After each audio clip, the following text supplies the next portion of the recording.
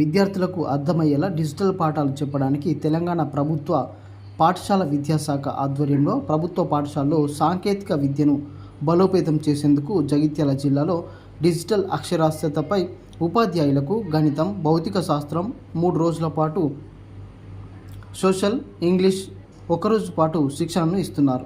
5వ తరగతి నుండి 9వ తరగతి వరకు చదువు చెప్పే ఉపాధ్యాయులకు డిజిటల్ అక్షరాస్యతలో భాగంగా coding, decoding, data science, artificial ఇంటెలిజెన్స్పై శిక్షణను ఇస్తున్నారు. జిల్లాలో 6 కేంద్రాల్లో శిక్షణ ఇస్తుండగా కోరుట్ల ప్రభుత్వ బాలికల పాఠశాలలో జరుగుతున్న శిక్షణ శిబిరాన్ని జిల్లా విద్యాశాఖ అధికారి రాము పరిశీలించి సూచనలు, సలహాలు అందజేశారు. ప్రతి ఉపాధ్యాయుడు తప్పకుండా శ్రద్ధతో డిజిటల్ అక్షరాస్యత శిక్షణ పొందాలన్నారు. ఉద్యోగమేమో సాఫ్ట్వేర్ ఇంజనీర్ చేస్తాం, దానికి ఎట్లా సాధ్యమవుతుంది? సాఫ్ట్వేర్ ఇంజనీర్ కావాలంటే ఏ బ్రాంచ్ చేయాలా? సిఎస్సి చేయకుండానే ఇక్కడ సివిల్ ఇంజనీర్ కూడా సాఫ్ట్వేర్ ఇంజనీర్ అవుతుంది. ఎట్లా సాధ్యమవుతుంది? ఈ అడ్వాన్స్ ఉన్న టెక్నాలజీ, కోడింగ్ ఉండొచ్చు, అవన్నీ నేర్చుకోవడం వల్లనే సాఫ్ట్వేర్ కానీ ఎక్కడికైనా పోవడం సాధ్యమవుతుంది. కానీ మీరు ఇప్పుడు ఫిజికల్ సైన్స్ వాళ్ళు ఇంగ్లీష్కి వెళ్ళొచ్చా? ఇంగ్లీష్ చేయొచ్చా? సాధ్యం కాదు మనకు. కానీ ఇక్కడ సాఫ్ట్వేర్లో చదువుకున్న విద్యార్థికి తప్పకుండా ఇక్కడ సివిల్ ఇంజనీర్ కావచ్చు, మెకానికల్ ఇంజనీర్ కావచ్చు, ఏదున్నా ఈ కోడింగ్ కానీ లాంగ్వేజెస్ కానీ నేర్చుకుంటే తప్పకుండా ఇక్కడ సాఫ్ట్వేర్ ఇంజనీర్ కాగలరు. మన ప్రొఫెషనల్ ఏదైతే ఉందో నేర్చుకోవడం, నేర్పించడమే. కానీ అదే ఫర్ ఎగ్జాంపుల్ ఒక గ్రూప్ 1 ఆఫీసర్గా అపాయింట్ అయ్యింది అనుకోండి, ఆయన మళ్ళీ ఏమైనా చదువుకోవాల్సిన అవసరం ఉందా? కానీ మనం ప్రతిదీ చదవాలా, చదువుకున్నది విద్యార్థులకు నేర్పించుకుంటా అప్డేట్ కావాల్సిందే. మనం గతంలో తెలుగు మీడియం స్కూల్స్ ఉండే, మనం అపాయింట్ అయినా తెలుగు మీడియం టీచర్గానే అపాయింట్ అయినాం. కానీ ఈరోజు ఇంగ్లీష్ మీడియం క్లాసులు తీసుకోవట్లేమా? నేర్చుకోవాలా, నేర్చుకున్నది నేర్పియాలా.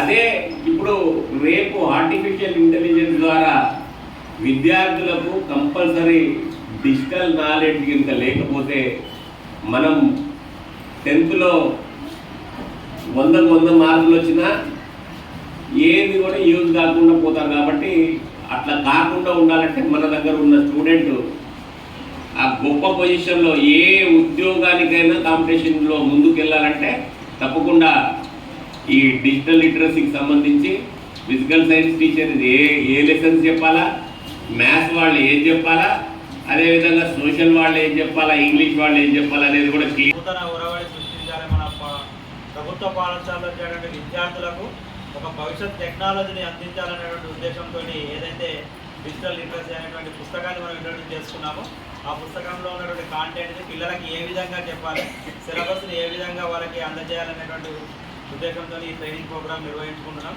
కొంచెం మన షెడ్యూల్ బిజీ అయినప్పటికీ ఇది అత్యంత అవసరమైనటువంటి టాపిక్ కాబట్టి ఫ్యూచర్లో మన పిల్లల్ని ఒక మంచి ఉన్నత స్థాయిలో తీర్చిదిద్దడానికి ఇప్పటి నుండే వాళ్ళకు ఏ ప్రైవేట్ స్కూల్లో లేనటువంటి టెక్నాలజీ ఈరోజు మనం ప్రభుత్వ పాఠశాలలో అందించడానికి మనం ముందరికి వచ్చాం.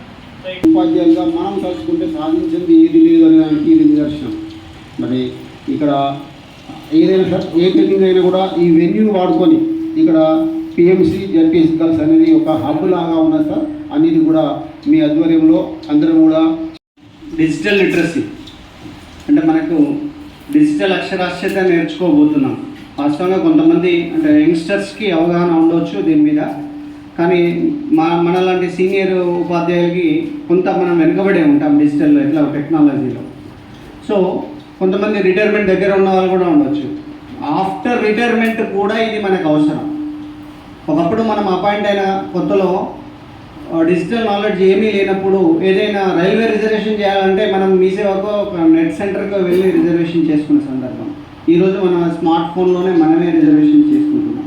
సో టెక్నాలజీ ఎంత ర్యాపిడ్గా డెవలప్ అవుతుందో దానికి అనుగుణంగా మనము నాలెడ్జ్ని అక్వైర్ చేసుకుంటూ ముందుకు వెళ్ళాల్సినటువంటి వృత్తి ఉపాధ్యాయ వృత్తి.